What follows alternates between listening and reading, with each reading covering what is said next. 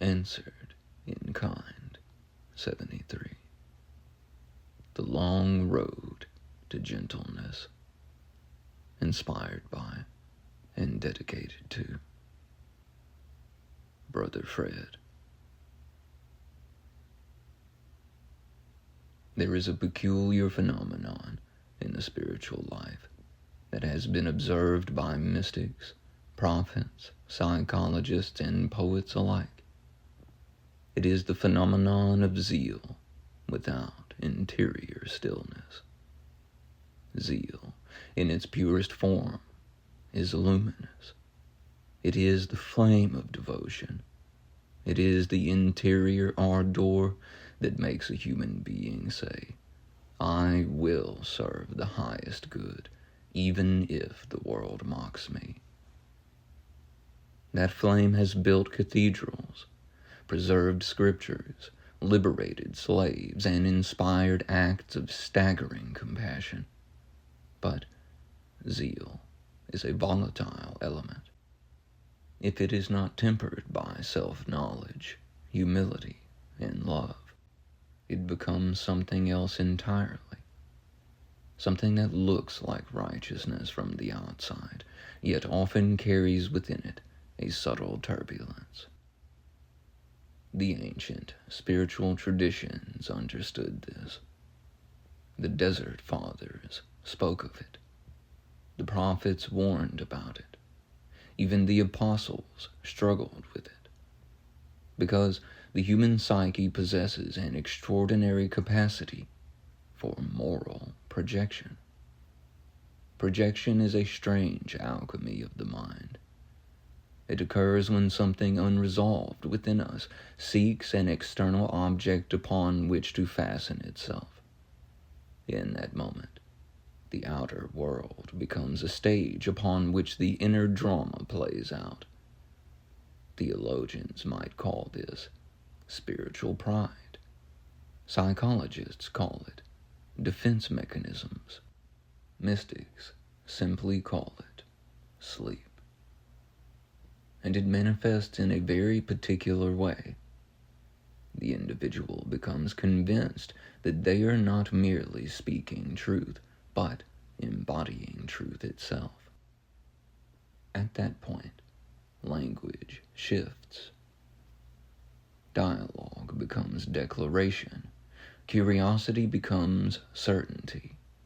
Invitation becomes command. The voice begins to say things like, read, repent, choose your side. These are ancient words, and they can carry great power when spoken from a place of genuine humility. Yet, when the interior soil of the soul has not been thoroughly tilled, those same words can harden into something more rigid. Because truth without compassion can easily mutate into spiritual severity. And severity is seductive. It feels strong. It feels decisive. It feels like clarity. But often it is merely fear wearing armor. The psyche does this instinctively. When confronted with ambiguity, especially moral ambiguity, the mind attempts to resolve tension by constructing absolute categories.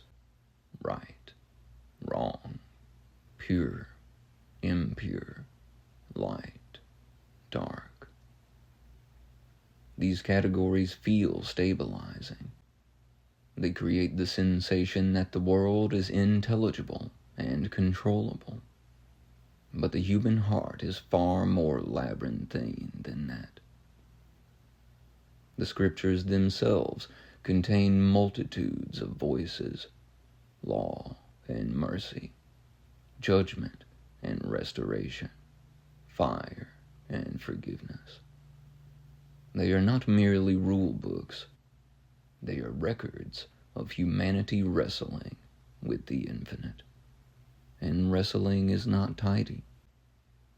Even the great patriarchs, the figures so often invoked as guardians of divine order, were not paragons of moral simplicity. One built an ark while the world laughed.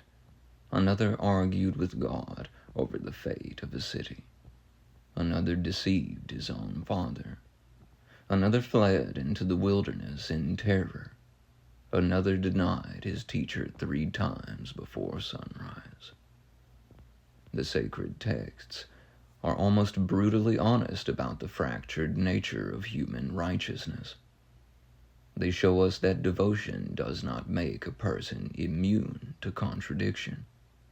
In fact, devotion often exposes those contradictions. One of the most dangerous illusions is believing one is immune to illusion. This is where fervor can override cautious discernment. This is why many mystics describe spiritual growth as an experience of disillusionment, literally the removal of illusions. At first, a person believes they have discovered the truth. Then slowly, they begin to realize that truth is discovering them. And when that happens, something very uncomfortable occurs. The mirror turns inward. The anger one once felt toward others becomes recognizable as a reflection of one's own unresolved conflicts. The certainty that once felt heroic begins to soften into something quieter, something more patient. This stage is sometimes called the purgation of the ego. Not the destruction of the self, that is a misunderstanding, but the refinement of perception. The gradual realization that the human mind is capable of extraordinary self-deception. History is filled with people who believed they were defending heaven while inadvertently wounding earth. They spoke of love while practicing contempt.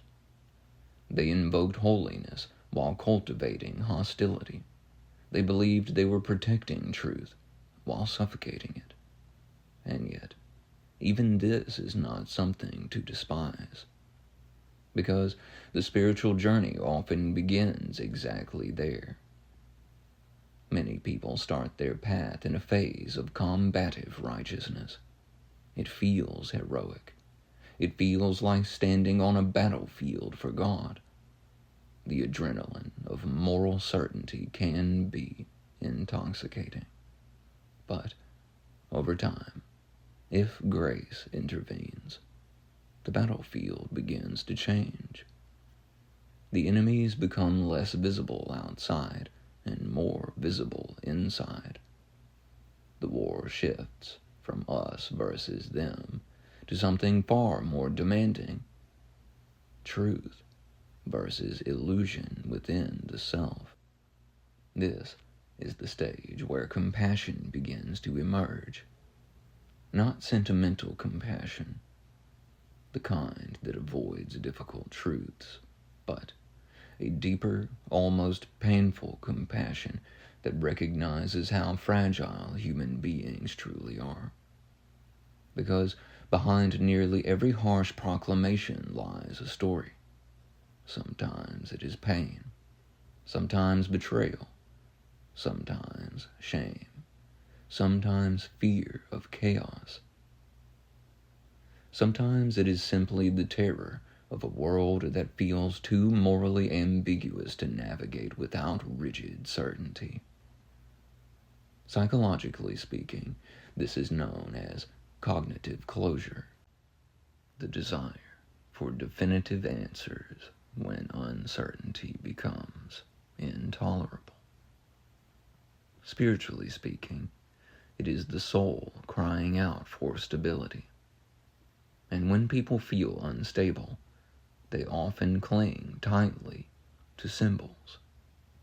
Symbols become identity markers, boundary lines, declarations of belonging.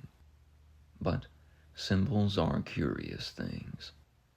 They are never owned entirely by any one group. They move through cultures, languages, and centuries, gathering new meanings as they travel. The rainbow, for example, has appeared in myths, flags, paintings, and spiritual texts across civilizations. It has symbolized peace, covenant, diversity, harmony, divine promise, and cosmic unity. Light passing through water becomes color. It is a phenomenon of physics that becomes a metaphor for transcendence. White light, when refracted, reveals multiplicity. And perhaps that is one of the great hidden lessons of existence.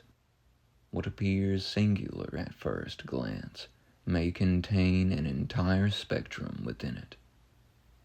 The mystics loved this imagery.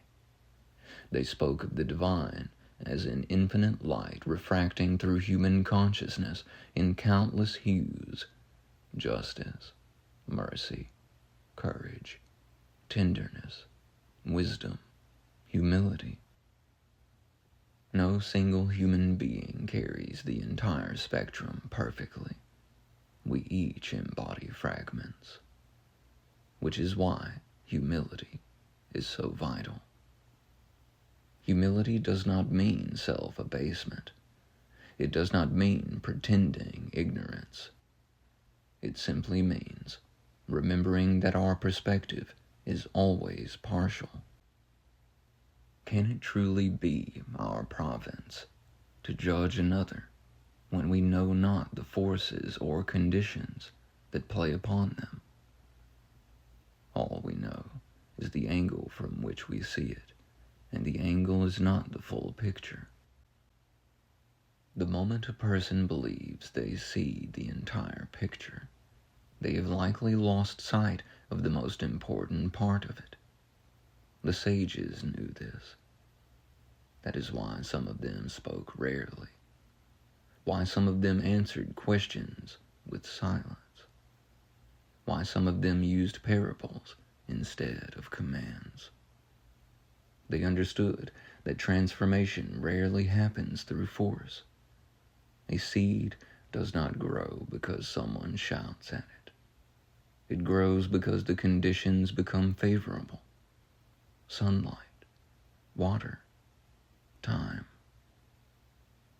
Human beings are not so different. Most people who undergo profound spiritual change do not do so because they were defeated in an argument. They change because they encountered love that did not humiliate them. They encountered someone who spoke truth without contempt, someone who refused to mirror hostility, someone who recognized that the human soul is already carrying enough burdens without adding the weight of condemnation. This is why compassion is not weakness. It is one of the most sophisticated spiritual capacities a person can develop. It requires discernment. It requires emotional sovereignty. It requires the ability to perceive the woundedness beneath the aggression. And it requires something even rarer: the courage to let people grow at their own pace, even when that pace is frustratingly slow, even when they insist they are already finished growing. Because the divine work within a human being is rarely immediate. It is more like geology than lightning. Mountains rise slowly. Continents drift quietly. Hearts change in increments so subtle that sometimes only hindsight reveals the transformation. A person who once spoke with harsh certainty may one day discover tenderness. A person who once judged others may one day find themselves asking questions instead of issuing commands. Grace has a peculiar way of humbling all of us eventually. And when that humility arrives, it often brings a surprising companion: gentleness. Gentleness is not weakness. It is strength that has learned restraint. It is conviction that has discovered empathy. The apostle once wrote that knowledge alone can inflate the ego, but love has the strange ability to build something enduring. Love expands perception. It allows us to see that every human being is navigating an interior wilderness we cannot fully see. Some are fighting shame. Some are fighting loneliness. Some are fighting anger. Some are fighting despair. Many of the loudest voices in the world are actually trying to silence something inside themselves. But here is the quiet miracle. Even within all that noise, the divine presence does not withdraw. The same presence that formed galaxies is still patient enough to work within the complicated psychology of human beings. It works through mistakes, through arguments, through awkward encounters and clumsy attempts at righteousness. Nothing is entirely wasted. Even zeal, when purified, can become something beautiful. The fire that once burned with harshness can become warmth. The voice that once commanded can learn to invite. The heart that once divided the world into enemies and allies can begin to recognize something extraordinary. That every person it encounters is another soul standing somewhere on the long road back to wholeness. And when that realization dawns, the spiritual life becomes quieter. Not empty, but peaceful. The need to win every argument dissolves. The urgency to correct every stranger fades. Instead, something simpler emerges. A quiet faith, a patient hope, a kindness that does not demand applause. The person who reaches this stage begins to understand something the mystics hinted at for centuries. God is far less fragile than our arguments about him. Truth does not panic. Light does not need to shout. Love does not tremble when confronted with difference. It simply continues shining. And sometimes, when the storm passes and the air clears, that light bends gently through the atmosphere of human experience and becomes something astonishing to behold, a spectrum across the sky. A reminder that even after the flood waters of human confusion, something beautiful still arcs across the horizon, not demanding allegiance, not issuing commands, just quietly declaring that mercy and promise still exist. A clenched fist cannot heal, a closed hand cannot receive, and if they will not accept a helping hand, they must learn by their own. For if they will not hear your truth, kick the dust from your feet and leave them be. God bless your divine presence. I send you all the divine love of my being to bless and prosper.